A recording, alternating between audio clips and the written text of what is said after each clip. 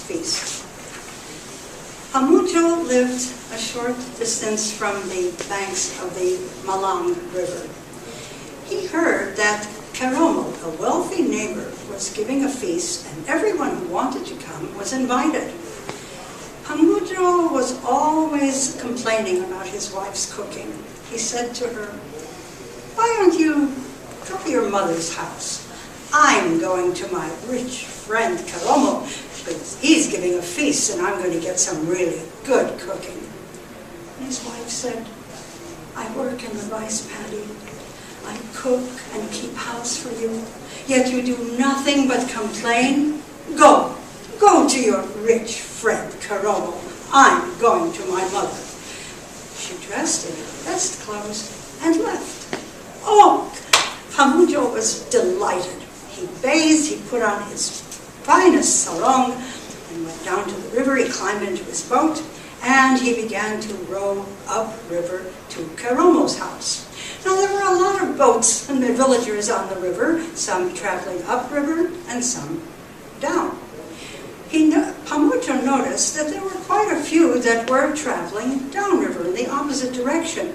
He called out to them and asked, "Why are you traveling downriver? Karomo is giving a feast and he lives upriver." Those villagers replied, "We're going to Mahmud's house. He's giving a feast and he's giving an invitation to the entire countryside." Pamudjo thought, "Mahmud is giving a feast?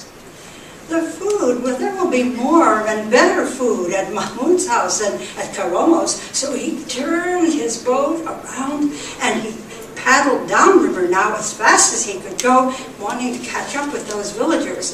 He wanted to be right at the head of the line and get a big portion. So he's paddling along when he noticed some villagers are paddling upriver. And they're joking and laughing. Pamudjo called out, "Hey, what's so funny? Well, why are you so happy?" And they said, "Well, haven't you heard? Karomo is giving a feast. And what's more, he's cooking a calf and a whole cow." Pamudjo thought, "A calf and a whole cow? That's more food even than Mahmud will offer." So he turned his boat around again, and now he's paddling upriver against the current, and his arms and shoulders are really beginning to ache, and he's paddling away when a villager came down, going down the opposite way, downriver. And that villager called out to him, "Hey, where are you going?" Pamudjo said, "I'm going to Karomo's house to feed myself at his feast. Where are you going?" And the villager called back, "I'm going to Mahmud's house to feed myself at his feast. And what's more, I'm going to get one of the gifts of money that he's passing out to the guests." Pamudjo thought, "Mahmud is giving out gifts of money? Oh, Karomo wouldn't ever part with money." And so he turned his boat around again, and now he's paddling downriver as fast as he could go.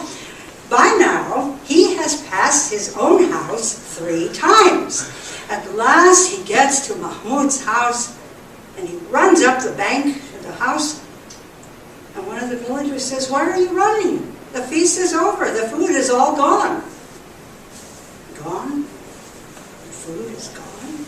And the money, the gifts of money? That's all been given away. There's no money left. For a moment, Pamudjo couldn't move.